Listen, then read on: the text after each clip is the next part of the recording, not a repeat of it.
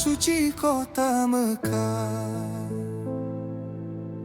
Berdiri rumah Allah mulia, Ka'bah tempat sujud hamba. Cahaya iman sepanjang masa. Datang pasukan bergajah, Abraha dengan angkara, ingin hancurkan Ka'bah karena dengki dan murka. Tak ada senjata manusia, tak ada daya dan upaya, hanya doa dan tawakal kepada Rabb semesta alam. Ababil datang dari langit, membawa batu dari Sijil. Dengan kuasa Allah yang maha kuat, hancur lebur tentara Aknar. Ababil terbang berputar, melindungi rumah yang suci, tanda kasih sayang ilahi, menjaga Ka'bah sepanjang hari.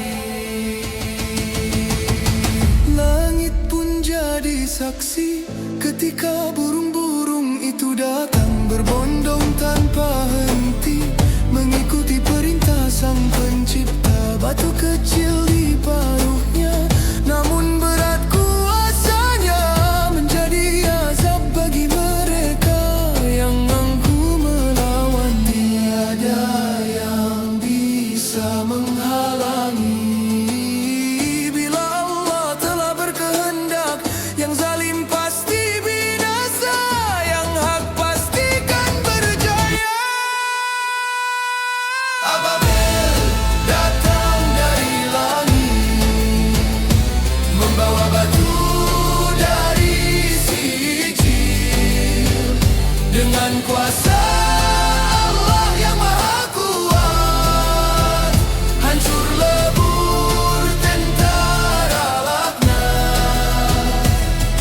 Ababil terbang berputar, melindungi rumah yang suci, tanda kasih sayang ilahi, menjaga Ka'bah sepanjang hari.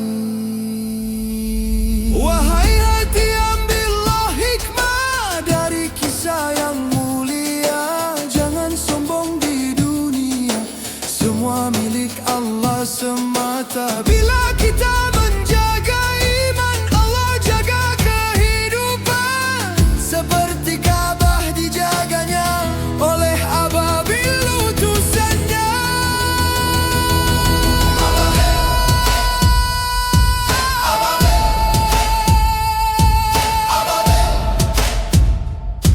Utusan Allah yang agung, kisah nyata sepanjang zaman, penguat iman setiap insan. Ababil, Ababil, terbanglah dalam kenangan, mengingatkan kita semua